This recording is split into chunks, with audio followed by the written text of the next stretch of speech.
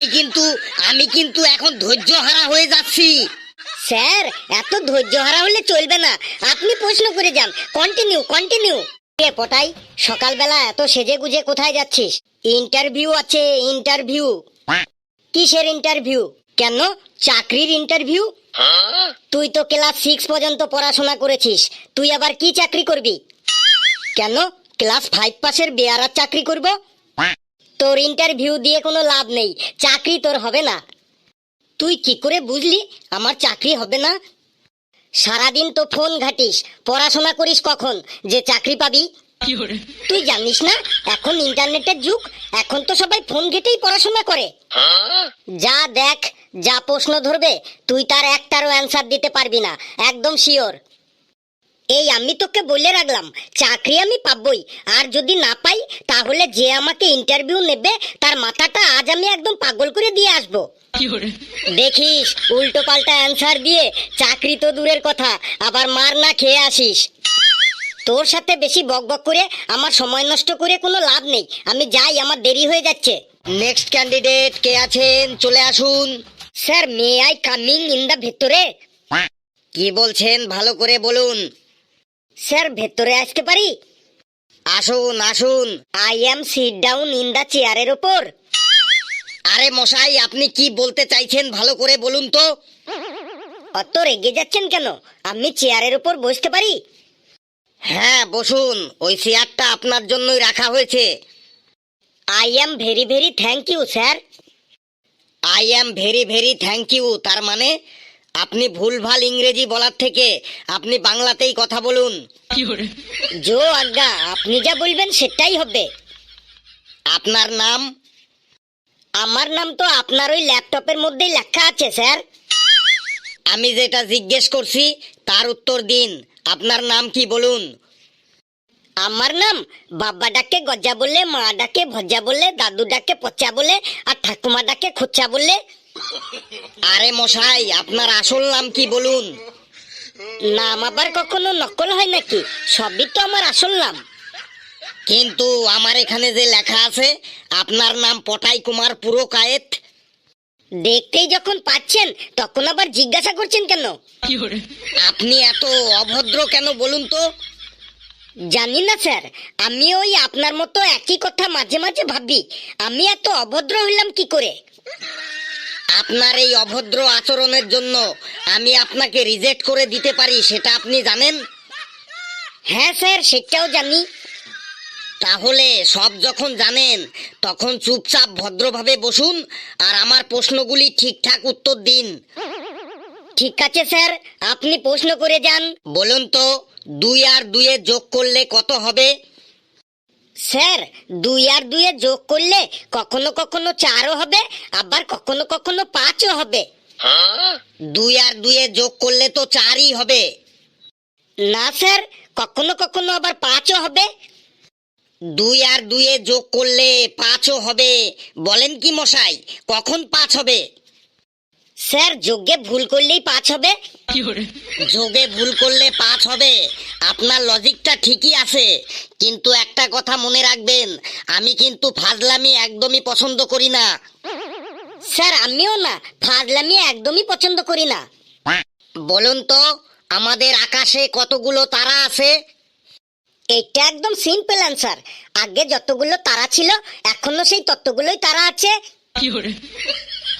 ওইভাবে বললে তো হবে না, সংখ্যায় বলুন আকাশে কতগুলো তারা আছে। সংখ্যায় বলতে হবে? বলছি, আকাশে 99,99,99,999টা তারা আছে। আকাশে 99,99,99,999টা তারা আছে, এটা কোন বইতে লেখা আছে বলুন। স্যার, এটা কোনো বইতে লেখা নেই, এটা আমার প্র্যাকটিক্যাল অভিজ্ঞতা, আমি নিজে গুনে দেখেছি। বিশ্বাস না হয় আপনি একবার গুনে দেখুন। আমি গুনে দেখব? এ ছোকরা তো আমাকে ফাঁসাতে চাইছে। আচ্ছা আচ্ছা পটাই বাবু, পরের প্রশ্নতে যাচ্ছি। হ্যাঁ স্যার, পরের প্রশ্নটাই করুন। বলুন তো, আমাদের দেশে এখন কি নিয়ন্ত্রণ করা উচিত? স্যার, আমাদের দেশে এখন টোটো নিয়ন্ত্রণ করা উচিত। ভুল অ্যান্সার দিলেন। আমাদের দেশে এখন জনসংখ্যা নিয়ন্ত্রণ করা উচিত। স্যার, আমার মনে হয় আমাদের দেশে এখন জনসংখ্যার থেকে টোটোর সংখ্যা দিন দিন বেড়ে যাচ্ছে। রাস্তায় বেরোলেই সামনে টোটো, পেছনে টোটো, ডাইনে টোটো, বাঁয়ে টোটো, উপরে টোটো, নিচে টোটো। টোটোর সংখ্যা বেড়ে বেড়ে এমন পরিস্থিতি হয়ে যাচ্ছে যে আজকাল কাউকে ডাকলে সে আর একা আসে না, সঙ্গে করে একটা টোটো নিয়ে আসে। দেখুন, আমি কিন্তু একদম ফাজলামি পছন্দ করি না। স্যার, আমিও না, আপনি প্রশ্ন করে যান। বলুন তো, মানুষ একমাত্র কি খেয়ে সারা জীবন বেঁচে থাকতে পারে? স্যার, গালাগাল খেয়ে। দেখুন, আমি কিন্তু একদম ফাজলামি পছন্দ করি না। স্যার, আমিও না। বলুন তো, গরু আমাদের কি দেয়? এই তো একদম সিম্পল অ্যান্সার স্যার, গরু আমাদের গুত্ত দেয়। কি জাতা অ্যান্সার দিচ্ছেন? গরু আমাদের দুধ দেয়।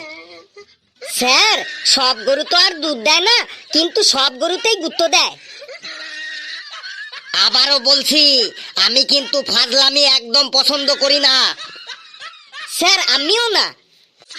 বলুন তো, কোন প্রাণীর ঘ্রাণ শক্তি সব থেকে বেশি? স্যার, মেয়ে মানুষের ঘ্রাণ শক্তি সব থেকে বেশি। আবারও সেই জাতা অ্যান্সার। বলুন তো, গাছ থেকে আপেল পড়ার সময় আপেলটা আকাশের দিকে না গিয়ে মাটিতে পড়ে কেন? কারণ আকাশে আপেল খাবার মতো কেউ নেই, তাই আপেলটি মাটিতে পড়ে। কি আশ্চর্য! দেখুন, আমি কিন্তু আবারও বলছি, আমি ফাজলামি একদমই পছন্দ করি না। স্যার, আমিও না, আপনি প্রশ্ন করে যান। বলুন তো, কোন নদীতে মাছ নেই? স্যার, যে নদীতে জল নেই সেই নদীতেই মাছ নেই। আপনি কিন্তু আস্তে আস্তে আমাকে গরম করে দিচ্ছেন। স্যার, তাহলে আইসক্রিম এনে দেবো? আবার বেশি কথা বলে। বলুন তো, ক্যাঙ্গারু কোথায় পাওয়া যায়? স্যার, চিড়িয়াখানায় ক্যাঙ্গারু পাওয়া যায়। বলুন তো, আমাদের দেশে সব থেকে দ্রুতগামী ট্রেন কোনটি? স্যার, যে ট্রেনটার স্পিড সব থেকে বেশি সেটাই হলো আমাদের দেশের সব থেকে দ্রুতগামী ট্রেন। আবার সেই ভুল অ্যান্সার। বলুন তো, বিড়ালে মাছের কাঁটা খায় কেন? বিড়ালকে তো কেউ আর মাছ খেতে দেয় না, তাই বাধ্য হয়ে বিড়াল মাছের কাঁটাই খায়। আমি কিন্তু এখন ধৈর্য হারা হয়ে যাচ্ছি। স্যার, এত ধৈর্য হারা হলে চলবে না, আপনি প্রশ্ন করে যান। Continue continue. এবার আমি লাস্ট প্রশ্ন করছি। এমন একটা কাজ বলুন তো, যেটা করলেও বিপদ আর না করলেও বিপদ। এত সোজা প্রশ্ন? ধরুন স্যার, আপনি শুধু লুঙ্গি পরে বাজারে গেছেন, আপনি লুঙ্গির ভেতরে কিছুই পরেননি, এমন সময় বিড়ি ধরাতে গিয়ে আপনার লুঙ্গিতে আগুন লেগে গেল, তখন আপনার লুঙ্গি খুললেও বিপদ, কারণ সবাই সবকিছু দেখে ফেলবে। আবার লুঙ্গি না খুললেও বিপদ, কারণ সবকিছু পুড়ে একদম ছারখার হয়ে যাবে। আর আমি সহ্য করতে পারছি না। এই, কে আছিস? ওকে ধর ধর। ওকে আজ আমি চেয়ারের সাথে বেঁধে রাখবো। ওকে আমি আজ চাকরি গুলিয়ে গুলিয়ে খাইয়ে দেবো ওকে। কে আছিস? তাড়াতাড়ি আয়।